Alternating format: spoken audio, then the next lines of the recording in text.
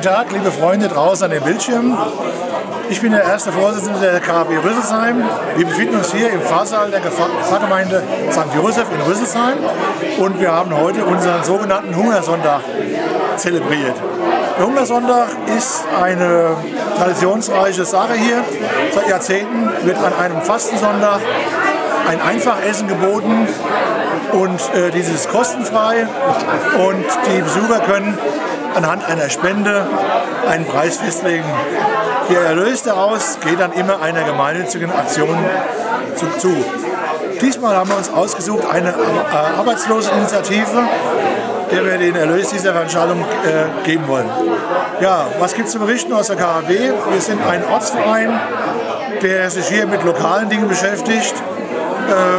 Unsere, sagen wir mal, Hauptaktivitäten sind einmal dieser Hungersonntag, dann der 1. Mai, zu dem ich euch auch alle gerne einladen. Dort grillen wir im Pfarrgelände oder, wenn es nicht wieder ist, auch wieder hier im Saal. Und natürlich in Gemeinschaft mit der Betriebsseelsorge unsere Adventspredigt im November. Ich würde mich freuen, wenn viele von euch uns besuchen würden und die KAB weiterhin unterstützen. Vielen Dank. Und neben mir steht der Herr Gerhard Trunk von der KAB Gernsheim. Ja, ich bin der Vorsitzende der KAB Gernsheim. Aus Solidarität sind wir gekommen. Wir machen viele Sachen auch gemeinsam. Auch wir haben so einen Hungersonntag in 3 Wochen, am Miserior-Sonntag. Auch wir engagieren uns, versuchen als katholische Arbeitnehmergesellschaft mitzugestalten. Wir machen Bildungsarbeit, haben zum Beispiel jetzt 2 Vorträge, einen zum Thema Gesundheit, wie viel Gesundheit braucht der Mensch.